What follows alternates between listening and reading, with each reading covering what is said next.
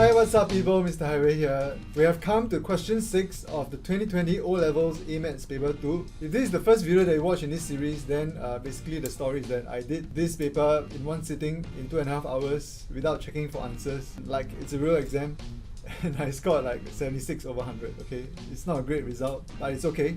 I'm going through all the questions now to see what mistakes I made and what we can learn from it. If you are interested in the other questions that I went through in this paper, please check out the video links that I'm providing here. Alright, so we have question 6 here. Linear law. Wow, this is a pretty tricky question, okay? So the table shows to 3 significant figures the population P in millions of a country on 1st January at intervals of 5 years. Okay, this is a very sneaky detail over here, intervals of 5 years from 1995 to 2015. The variable x is measured in units of 5 years. Okay, so this detail, got me. But that's later, we'll see that in a while. Step 1. On the grid below, plot ln p against x and draw a straight line graph. So it's interesting. Year 1995, x is 0. Year 2000, x is 1. This is 2005, this is 2010, and this is 2015. All we need to do is just to get ln p from here, which is what I did. Okay, that's pretty straightforward. I plot the dots in, draw the straight line, and that's it. Part 2, find the gradient of your straight line and hence express p in the form ae to the power of kx, where a and k are constants. So big Y equals to n bx plus c, big Y is ln p, big X is just x. So I put the ln p here, the gradient here, the x here. The gradient, I found it using these blue lines here. Y equals mx plus c. The c, we can see it from here, is 1.2. From here, we bring across the ln. We get a base e on the other side. This is actually not yet the answer, because the question asks for the equation in the form aekx. So it has to be a constant multiplied in the front. So I'll split this into a multiplication of 2 parts of base e. So e to the power of 1.2 is a. And then you know what? I didn't put a dot here. I had a dot here, but then I didn't write it here. So I made another mistake here. So sorry. If we press the calculator, e to the power of 1.2 is 3.32. So because I missed out the dot, I got 332. So if this model of the population remains valid, find for the first year of the interval which the population first exceeds 8 million. Okay, so I put that 1.2 back here somehow.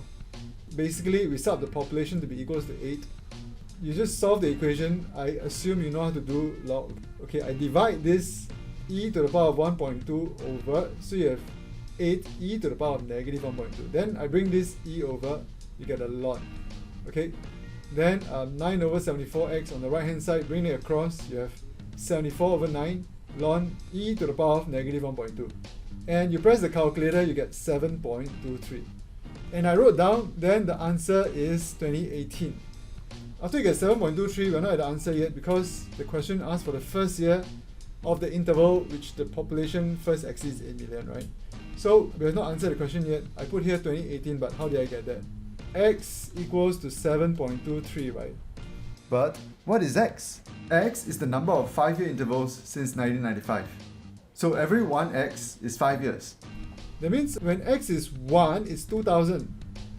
So every 1 of x is in fact 5 years. 7.23, we need to multiply that by 5, and that's equals to 36.15.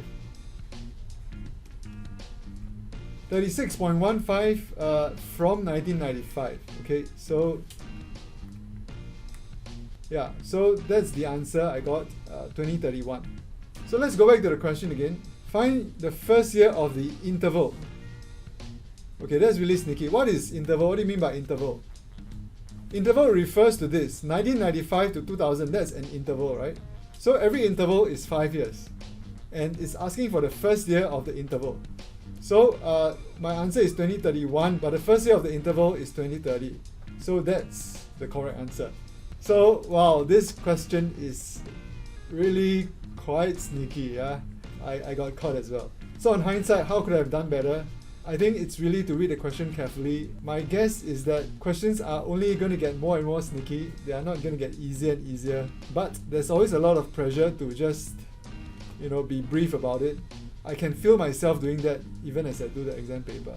Especially if you sense that it's not the usual way the question is phrased, then you really have to slow down and read carefully. Alright, like and subscribe. Look out for the other videos in this series because I'm pretty sure you're not just interested in linear law, right? Alright, see you next time.